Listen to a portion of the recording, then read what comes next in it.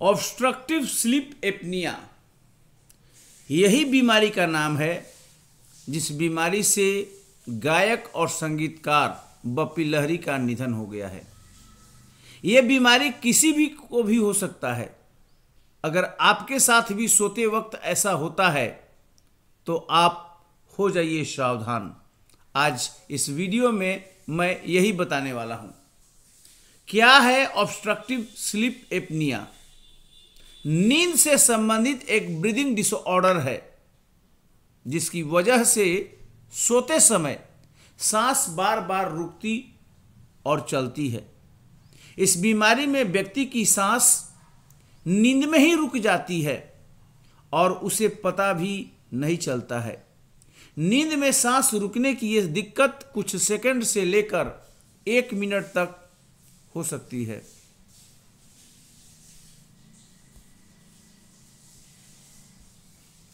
इससे खून में ऑक्सीजन की कमी होने लगती है। जाहिर सी बात है, अगर सांस नहीं चलेगा तो ऑक्सीजन की सप्लाई नहीं होगी तो सेल एक तरह से डेड होने लगता है और CO2 जमा होने लगता है।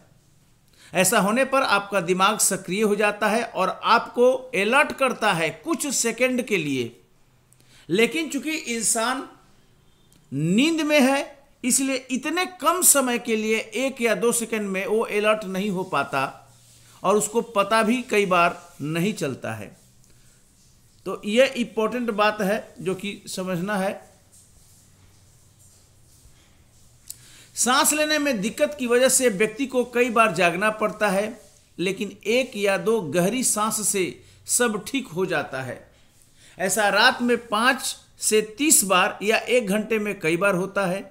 धीरे धीरे नींद टूटने की वजह से अच्छी और गहरी नींद नहीं आती है और यही वजह है कि इस बीमारी से जूझ रहे लोग पूरे दिन उबासियां लेते रहते हैं। ऐसे लोगों को अंदाजा भी नहीं होता कि रात में वे ठीक से सो नहीं पाते हैं।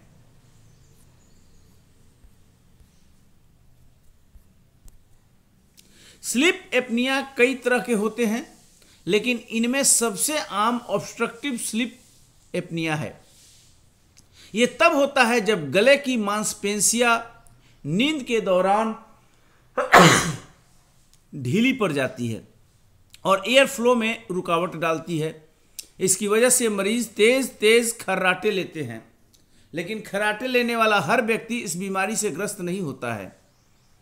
इस बीमारी में सांस लेने वाली नली के ऊपरी मार्ग में रुकावट आने से वायु का प्रवाह सही तरीके से नहीं हो पाता है। सांस लेने में रुकावट देर तक रहने पर खून में ऑक्सीजन का स्तर कम होने लगता है और मरीज की मौत हो जाती है।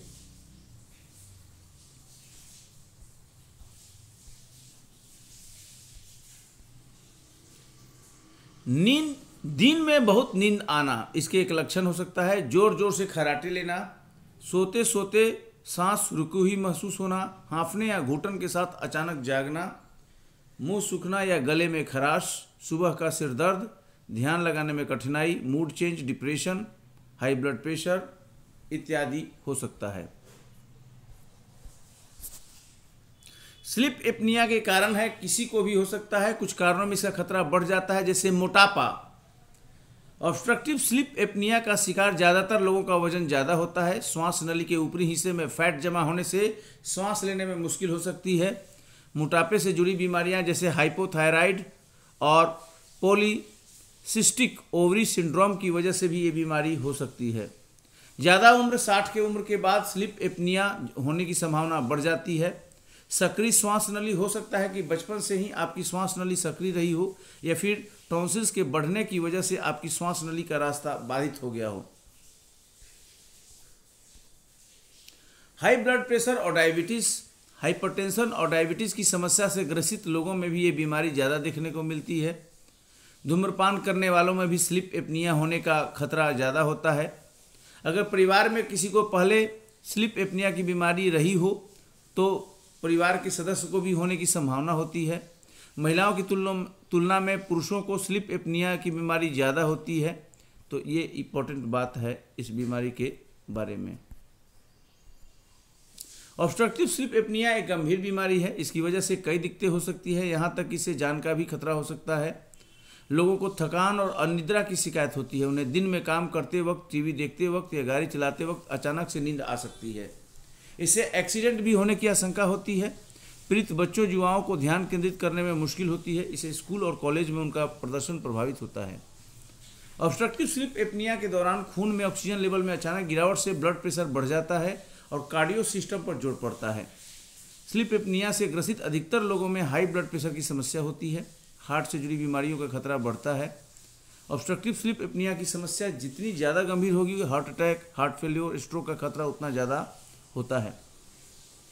दिल की धड़कन भी असमान होने से अर्थमियास का खतरा बढ़ जाता है। ब्लड प्रेशर घट सकता है। अगर किसी को पहले से हार्ट से जुड़ी बीमारी है तो बार बार दिल की धड़कन असमान होने पर अचानक मौत हो सकती है। ऐसे बीमारी से जूझ रहे लोगों को सर्जरी में भी मुश्किल होती है। एनेस्थीसिया दिए जाने और पीठ के बल लेटने पर सांस की दिक्कतें बढ़ सकती है। ऐसे लोगों में सर्जरी के बाद ज़्यादा कॉम्प्लिकेशन हो सकते हैं। इलाज इसका क्या है? डिवाइस का इस्तेमाल किया जाता है जो सोते वक्त आपके वायु मार्ग को खुला रखता है। इसके इलाज का एक और तरीका है कि इसमें एक माउथ पीस के जरिए निचले जबड़े पर दबाव डाला जाता है। कुछ मामलों में इसकी सर्जरी भी करानी पड़ती है। ऑब्स्ट्रक्टिव स्लीप एपनिया में पीठ के बल सोने पर खर्राटा ज़्यादा आता है और करवट लेने पर शांत हो जाता है।